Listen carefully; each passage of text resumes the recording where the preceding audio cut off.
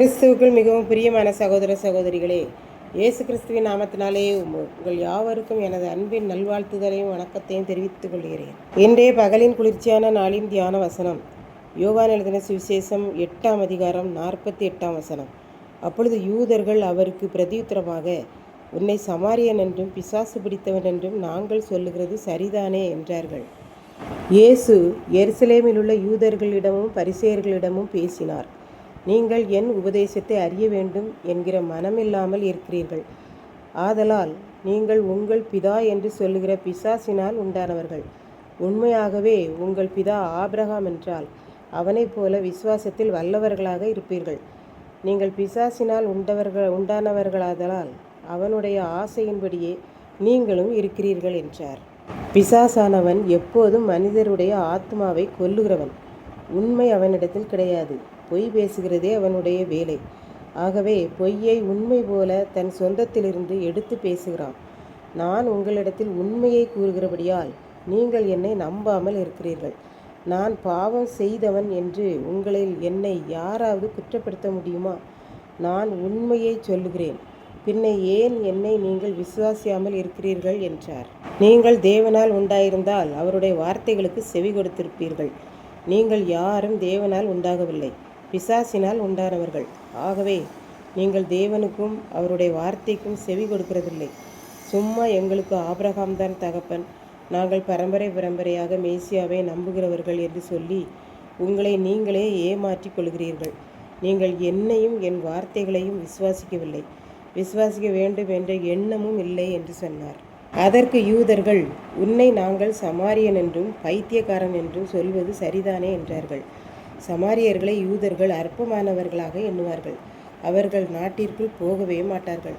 கலிலேயாவுக்கு போக வேண்டுமென்றால் சமாரியா நாட்டை சுற்றி தான் போவார்கள்.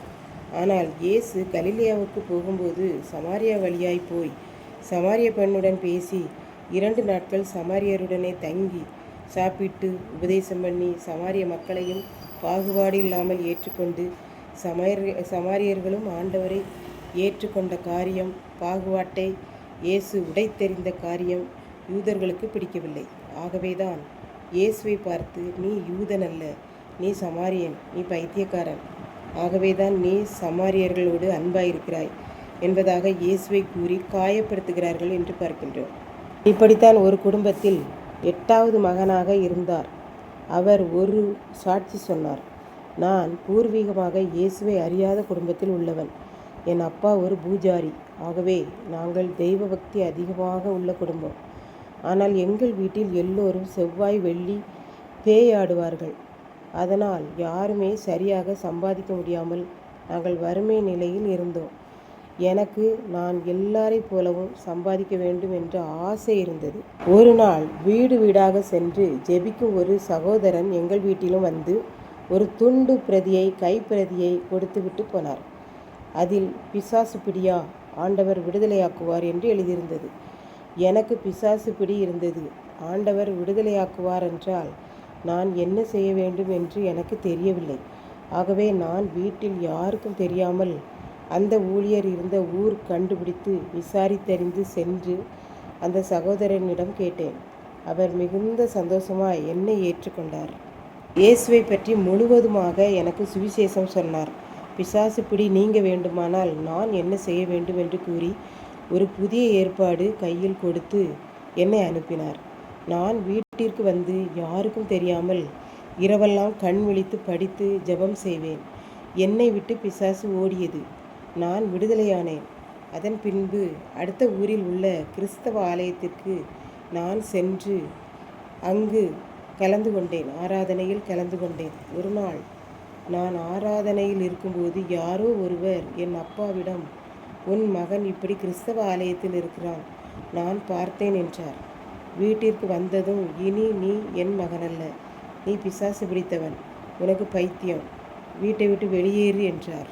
இதை கேட்டுக்கொண்டிருக்கும் எனக்கன்பானவர்களே, யூத மக்கள் ஆபிரகாம் எங்கள் பிதா என்று சொல்லி அவனுடைய விசுவாசத்தை விட்டுவிட்டு பிசாசின் பிள்ளைகளாய் இருந்தார்கள் என்று பார்க்கின்றோம். இயேசு சமாரியா நாட்டிற்கு சென்று அந்த மக்களோடு பேசினது, சாப்பிட்டது, சுவிசேஷம் சொன்னது குற்றம் என்று சொல்லி, நீ பைத்தியம் பிடித்தவன் என்றார்கள். அடுத்து பைத்தியம் பிடித்தவன்தான் என்று அந்த சகோதரனுடைய தகப்பனார் அவரை கூறினார்கள். கிறிஸ்தவ ஆலயத்திற்கு சென்று ஜெபிக்கிற நீ பைத்தியக்காரன் என்று கூறி வீட்டை விட்டு துரத்தினார்கள்.